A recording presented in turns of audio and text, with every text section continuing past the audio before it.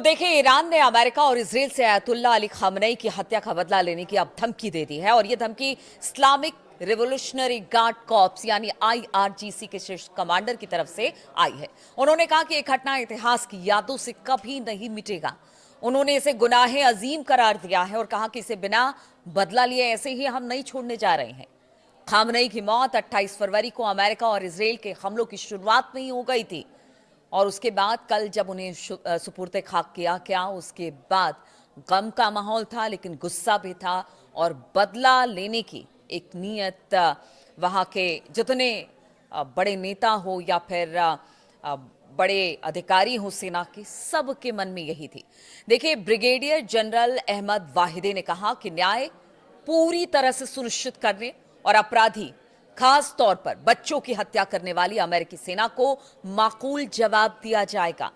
सेपाह समाचार एजेंसी की रिपोर्ट के अनुसार वाहिदी ने कहा, अमेरिका के अपराधी नेताओं और इस्लामिक क्रांति और रेजिडेंस फ्रंट के सभी दुश्मनों को यह जान लेना चाहिए कि इस दैवीय नेता की कायरतापूर्ण हत्या करके वो कभी भी प्रतिरोध के झंडे को नीचे नहीं गिरा पाएंगे।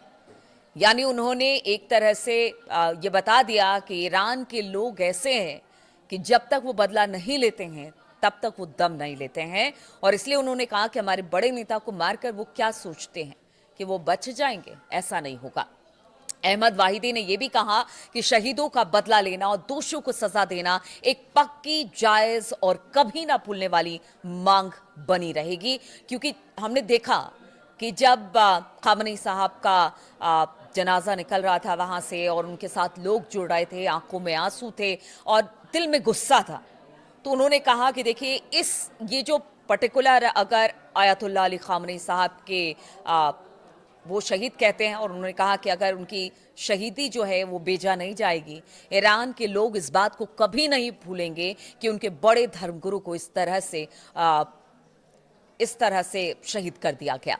इस बीच ईरान के विदेश मंत्री सैयद अब्बास अरागची ने ईरान पर अमेरिका के नए हमलों के बाद अपने ओमानी और तुर्की समकक्षों के साथ बातचीत की है।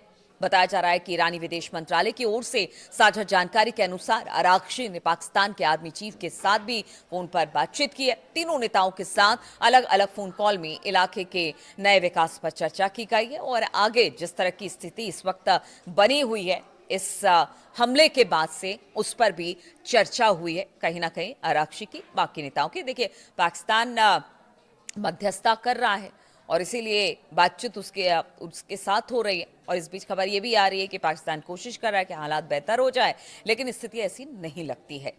इधर गालिबाफ ने कहा कि अमेरिका का बातचीत के दौरान हमला करने का एक पुराना इतिहास रहा है। अब देखिए, एक के बाद एक बड़े नेता इस तरह की बातें कर रहे हैं और वो देखिए, ये तो शुरू से था। ईरान तो लगातार कह रहा था कि बातचीत तो एक बहाना है और देखिए, जब भी बातचीत होती है तब एक नया हमला हो जाता है।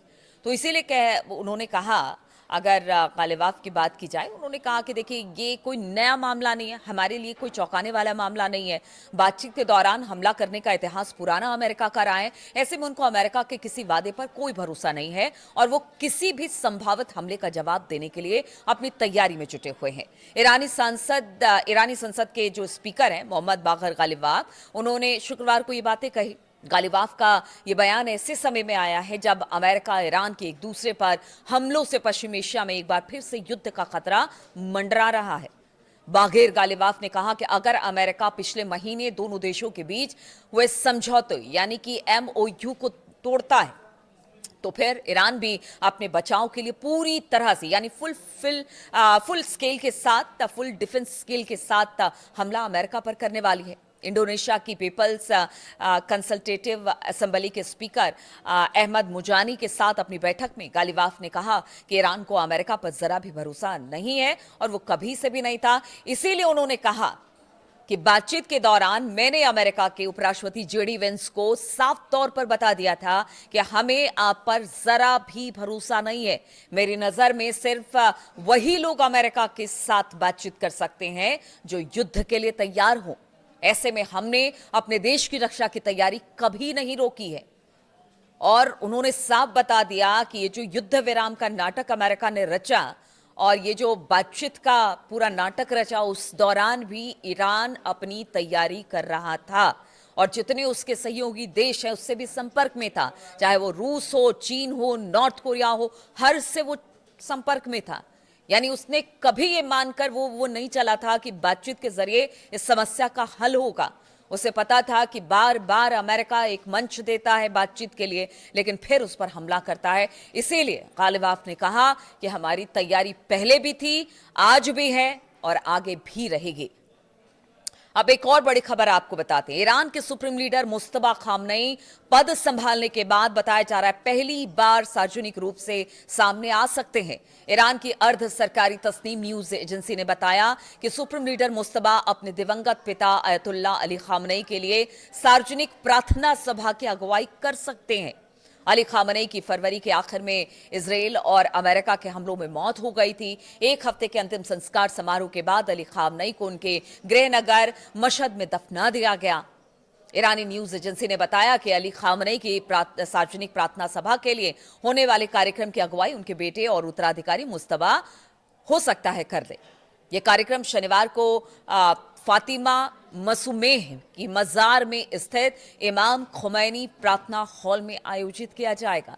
इस रिपोर्ट के बाद ये अटकलें तेज हो गई हैं कि क्या मुस्तफा खामनेई आखिरकार सार्वजनिक रूप से सामने आएंगे, क्योंकि देखिए जब अली खामनेई साहब को सुपुर्द खाक किया जा रहा था उस वक्त भी मुस्तफा सामने नहीं आए थे। सिक्योरिटी थ्रेट बताया गया था कि उनकी सिक्योरिटी को लेकर खतरा है। लेकिन क्या अब जब प्रार्थना सभा है या उसकी अगुवाई की बात तस्नीम न्यूज एजेंसी कर रहा है, तो क्या वाकई ऐसा होगा कि मुस्तफा जब से वो सुप्रीम लीडर बने हैं तब से किसी ने उन्हें नहीं देखा है? उनके संदेशों को टीवी पर जरूर प्रसारित किया जाता है। बार बार वो ये बताते हैं कि ईरान क्या कर रहा है, कैसे ईरान को आगे बढ़ना है, किस तरह से अमेरिका और इजराइल से दो दो हाथ करनी है। उस तरह के संदेश भी आते रहे, लेकिन कभी मुस्तफा सामने नहीं आए।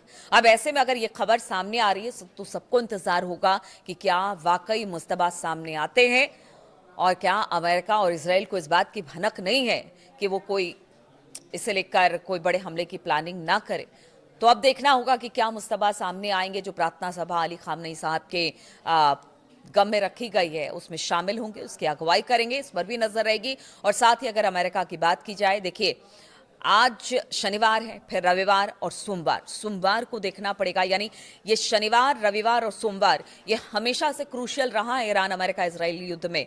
और ऐसे में अगर ये 3 दिन यानी कि तीसरे दिन ये पता चलेगा कि स्थिति क्या है। मार्केट का तो सेंटिमेंट ऐसे ही गड़बड़ा गया इस खबर के बाद से ही कि जब से ट्रंप ने कहा कि हमला होगा और हमले हो रहे हैं, अमेरिका की तरफ से, ईरान की तरफ से लगातार हमले हो रहे हैं। ऐसे में सोमवार का दिन बहुत क्रूशियल है, शनिवार और रविवार का दिन भी बहुत क्रूशियल है। आगे क्या होता है, कैसे होता है, क्या एक बार फिर से कोई बड़ा हमला होगा या फिर कुछ और चीजें सामने आएगी, या फिर जो मध्यस्थ देश हैं जो कि ईरान और अमेरिका के बीच मध्यस्थता कर रहे थे वो इसमें कुछ अपना रोल अदा कर सकते हैं। तो बहुत सारे सवाल हैं इस युद्ध को लेकर और जो स्थिति इस वक्त मिडिल ईस्ट में बन रही है, खासतौर पर ईरान अमेरिका इजराइल के बीच में बन रही है। और लगातार नेतन्याहू तो धमकी दे ही रहे। उन्होंने कह दिया है कि देखिए हम कुछ भी हो जाए लेकिन हम परमाणु कार्यक्रम ईरान को आगे बढ़ने नहीं देंगे, उसके परमाणु कार्यक्रम को, और इसके लिए हमें जो करना पड़ेगा वो करेंगे। तो जो करने का मतलब क्या है? पहले भी हमला करते रहे हैं, आगे भी वो इसी तरह से षड्यंत्र रचते रहेंगे, चीजें खराब होती ही रहेगी। ईरान ने पहले ही कह दिया है कि अगर आप मारेंगे तो हम भी आपको मारेंगे। तो फिर ये युद्ध कहाँ जाएगा, कैसे आगे बढ़ेगा, क्या कुछ होगा, क्या इस समस्या का हल जल्दी निकलेगा? और इस समस्या की वजह से पूरी दुनिया में हलचल तेज हो जाती है और इस हलचल से कई लोगों की जिंदगी बर्बाद हो जाती है। आप समझिए तेल और गैस की किल्लत हो गई है, कई कई देश ऐसे हैं जो कर्ज में चले गए। बहुत सारी समस्याएं हैं इस एक युद्ध को लेकर। अब युद्ध का दायरा अगर बढ़ता है तो स्थिति और गंभीर होगी। तमाम बातों को लेकर, तमाम अपडेट्स को लेकर मैं आपके सामने आती रहूंगी, तमाम जानकारी आपसे साझा करती रहूंगी। फिलहाल बहुत बहुत शुक्रिया मेरे साथ इस वीडियो में शामिल होने के लिए। हाँ, कमेंट जरूर करते रहिएगा, बताते रहिएगा कि इस वीडियो के बारे में आप क्या सोचते हैं, इस युद्ध के बारे में आप क्या सोचते हैं और किस तरह की मंशा के साथ अब ये युग आगे बढ़ेगा। आपके कमेंट का इंतजार रहेगा। बहुत बहुत शुक्रिया आप सभी का।